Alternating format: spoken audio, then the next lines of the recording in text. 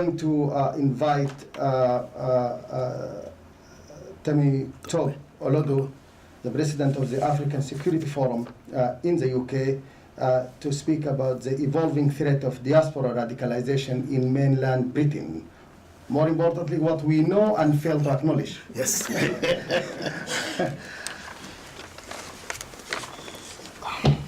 Good morning, everyone. Can you hear me? Yes. Good. Thank you very much for inviting me. Thank you, Chair, and my fellow panelists. Sir, please use the mic. Oh, okay. Sorry. Oh, okay.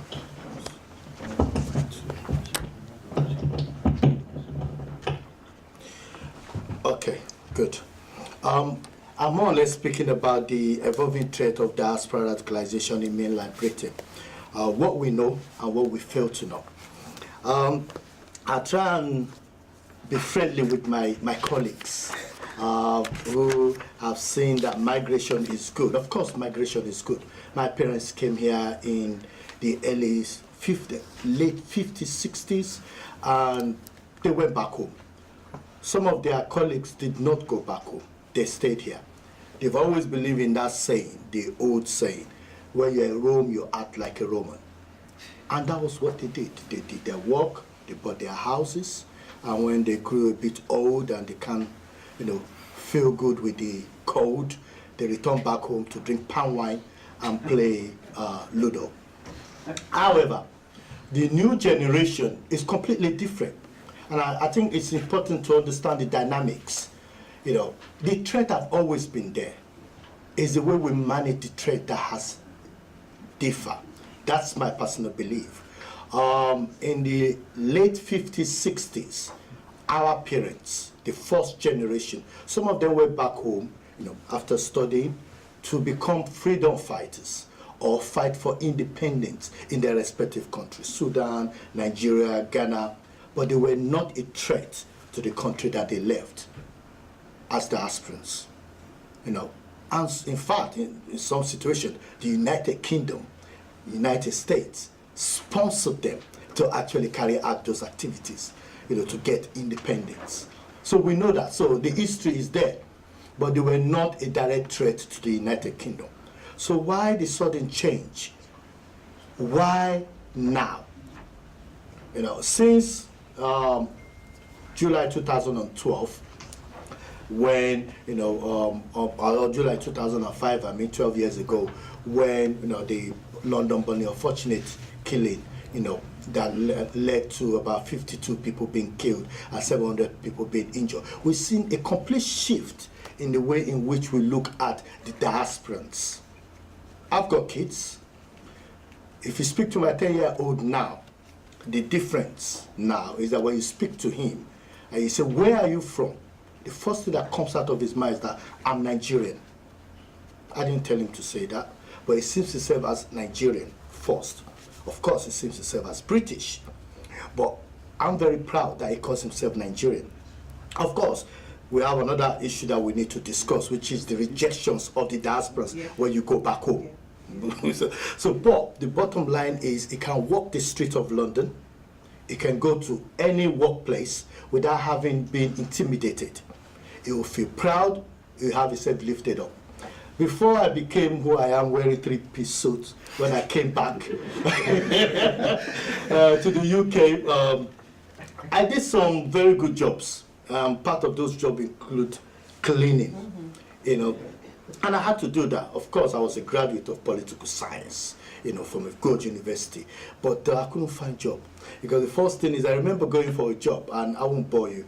I went for a job, I was very good in passing all these exams, especially when it comes to exams into government jobs and government institutions. I always get a good mark, because we were trained well in Africa. I must say, not now, but in those days we were trained well.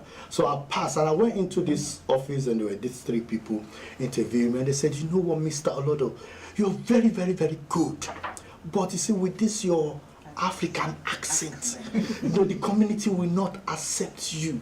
But thank God for the Labour Party, and I'm not saying this because I'm political, because I don't like the Labour Party anyway, so let me clear. But when Labour Party came in 1997, there was a shift, and the migrants were able to get jobs. For people that do not know, far back as 1992, 93, if you drive a brand new car as a black person, you get stopped by the police. It's not. I have a friend that got stopped by the police, and he brought out his British driving license. I said, how come you have a British driving license? I said, because I live here. He said, no, but you're a foreigner. How come you have? That's how naive the police could be at that point. Some of them, not all of them. But again, I joined and I became a special constable in Kent, and I walked the street and I also stopped people. And I and I enjoy doing that too. But there's a big shift. There's a big shift. But with the big shift, there are responsibilities, and the diasporas have responsibilities. And what I'm trying to bring out here is that when you look at the first batch of the diasporas that came into the UK, they came in, they did what they need to do. If they need to change the government in Africa, they got involved. And that's why most of our leaders either went to Oxford, Cambridge, and the others. And they contributed their quota and did what they had to do.